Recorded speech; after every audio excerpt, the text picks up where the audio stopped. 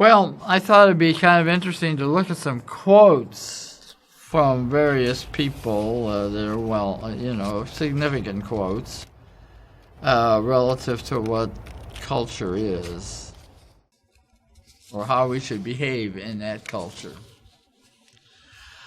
One quote that has a considerable impact in the United States is from the Declaration of Independence, which is a very special document in our country. And let me read it to you.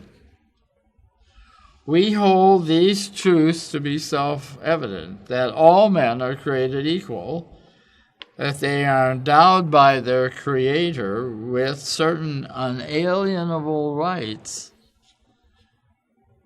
that among these are life, liberty, and the pursuit of happiness. If you really get to talking about what the government and others can do to us as individuals, when it really gets down to the nitty-gritty, we could go back to this and say, look, you're impinging on my life in an unjust way, or my liberty, or my pursuit of happiness. Now, you may not win the argument, but that is inherent in our culture here. Well, my happiness may not be my neighbor's happiness, and we'll step on each other's toes. So there has to be some adjudication, some ethics, some rules of behavior so that we can live peaceably in a society. And this gets to a quote from the Judeo-Christian God out of the Bible. Jesus said it. God said it. It's in the Ten Commandments, basically.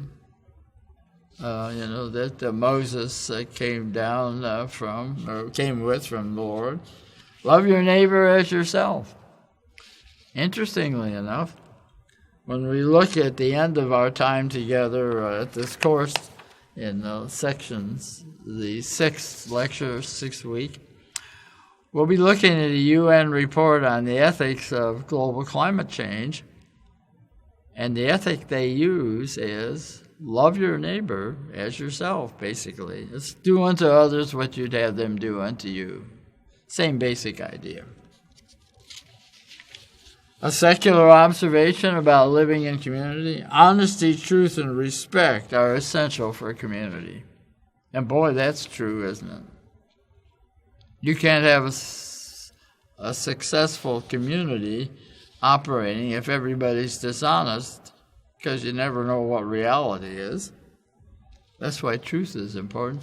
And respect is important so that we can work with each other.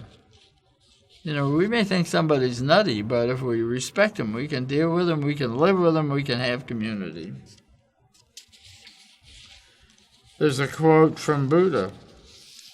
A generous heart, kind speech, and a life of service and compassion are the things which renew humanity. Very true. Very true. And don't you believe, out of these things are where ethics come from. Now, we can say, love your neighbor as yourself. Oh, yes, I'll do that. But when the rubber meets the road, when times are tough or you're really facing an issue, will you still do it? That's the issue I'm driving at here. When it talks ethic, it's what your ethic is, what you will do, because that's important. That's how all this works out, isn't it?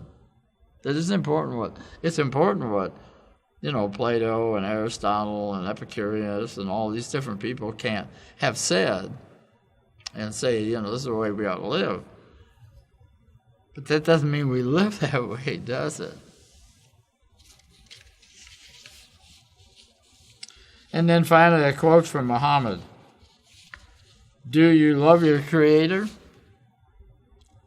Love your fellow beings first.